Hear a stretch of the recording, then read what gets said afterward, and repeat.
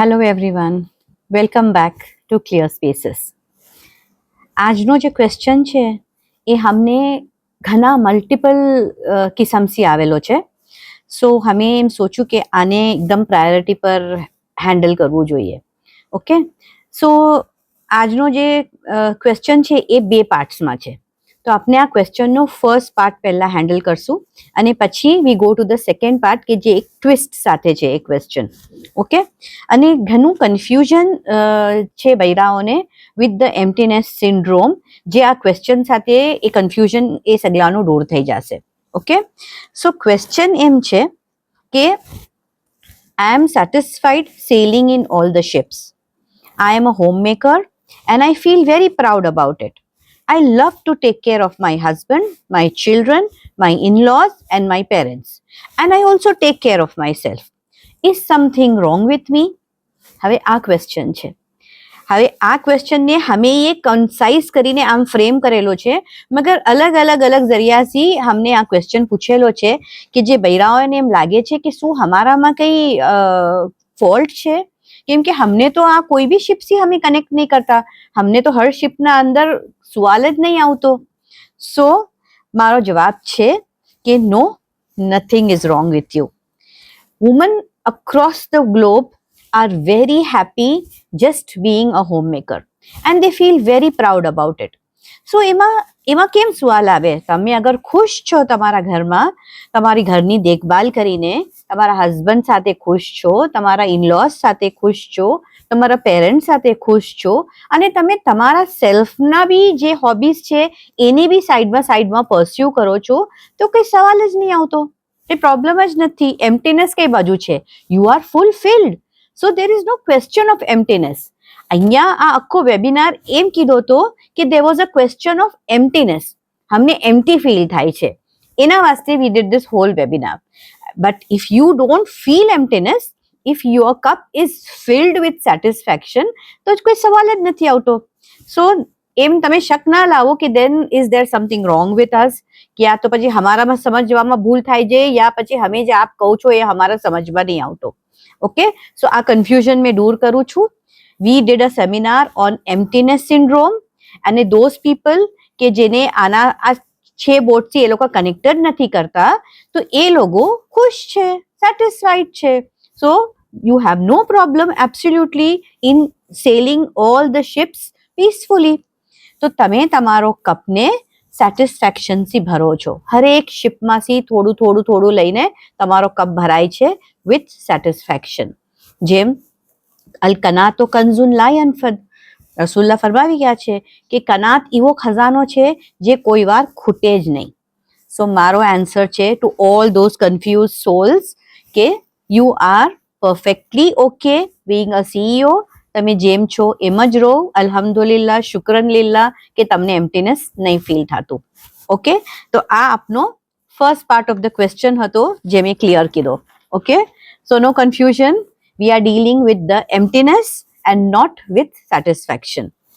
હવે આ ક્વેશ્ચનનો second part with a twist. હવે આપણે જે સકીનાબેનની એક્ઝામ્પલ્સ લઈને ચાલી રહ્યા હતા, તો એ જ એક્ઝામ્પલ લઈને આપણે આ સેકન્ડ પાર્ટ સમજવાની કોશિશ કરીએ કે જે સકીનાબેન છે એ એના ઘરના સીઈઓ છે, ઘણા જ ખુશ છે.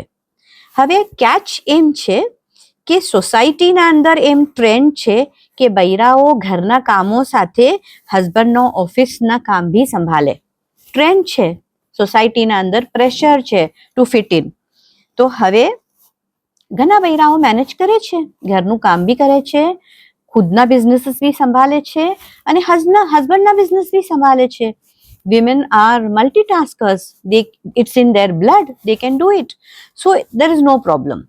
બટ સકીનાબેનનો એમ પ્રોબ્લેમ છે કે એ એમ કહે છે એના હસબન્ડને કે મારી પ્લેટ ફૂલ છે with all the Rolls, all the 6 શિપ્સના જે રોલ્સ મેં નિભાવું છું એનાથી મારી પ્લેટ ફૂલ છે અને મેં તમારા ઓફિસના કામના અંદર હેલ્પ નહીં કરી શકું.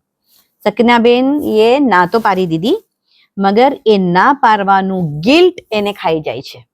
તો સકીનાબેન એમ પૂછી રહ્યા છે કે મેં આ ગિલ્ટનું શું કરું.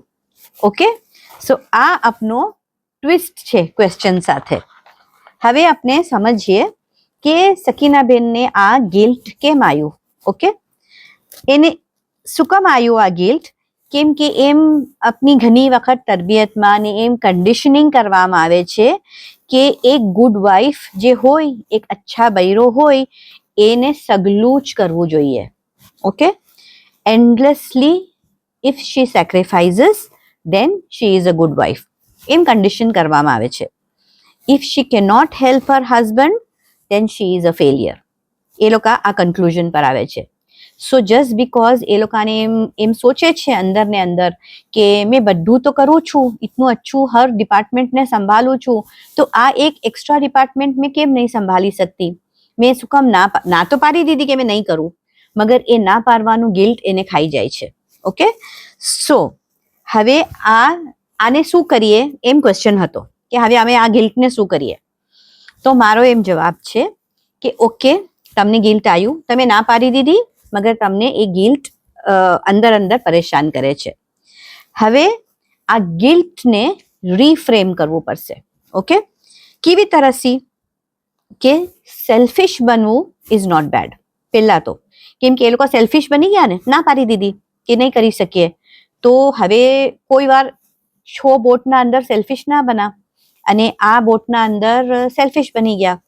સો they are feeling that they did something very bad. They are not a good wife anymore. So એને રીફ્રેમ કરવામાં એમ આપના અંદર કન્ક્લુડ કરવું પડશે કે being selfish is not bad. First point. Okay, saying no is setting boundaries.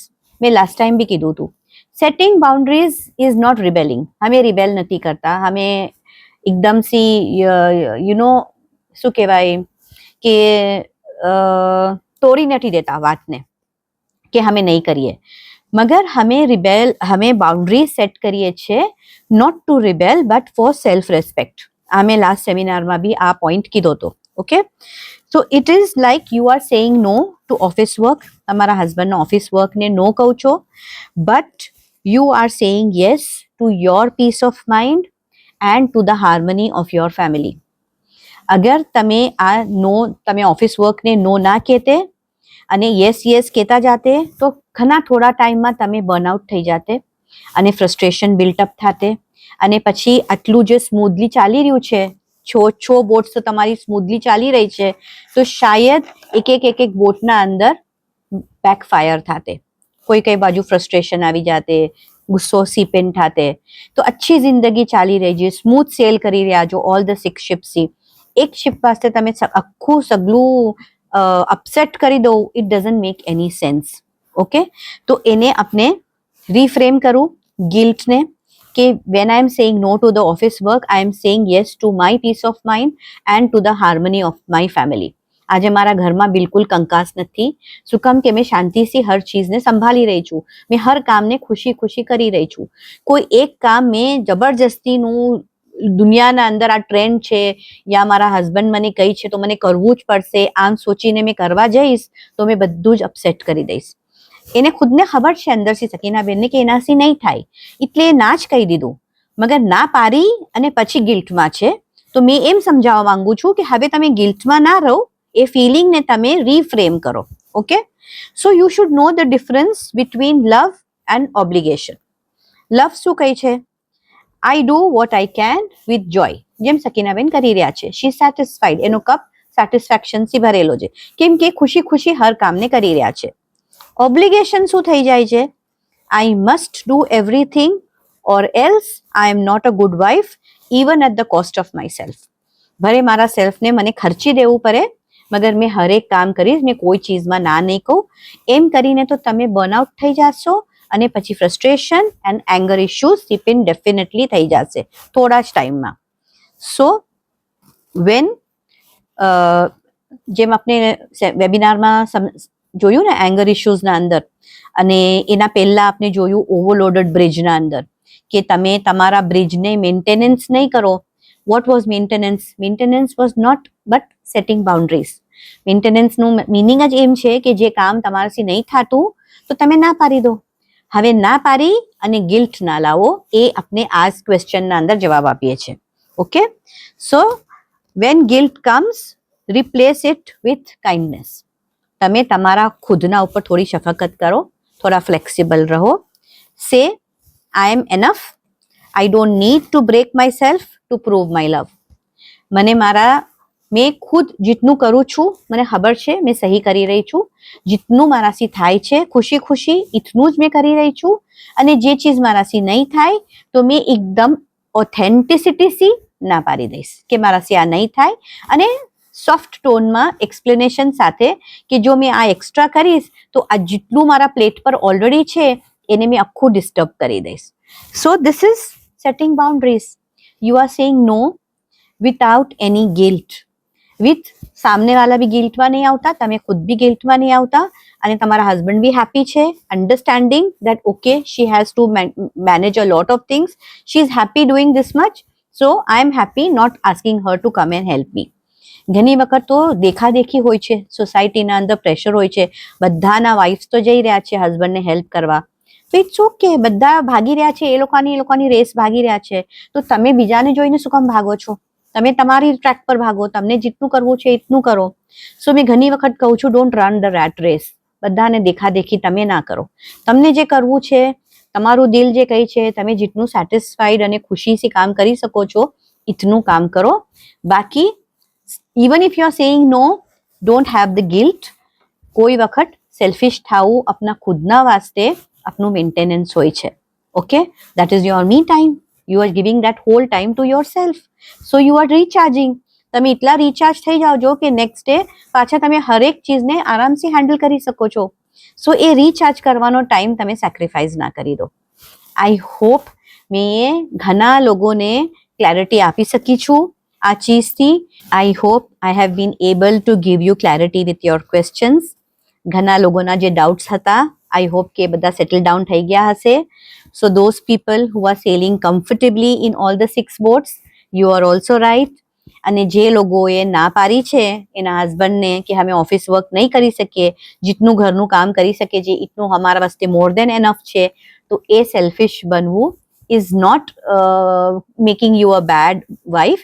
It is just making you a human being. So this is Munira Shakir signing off from Clear Spaces. Until next Saturday, keep healing, keep growing.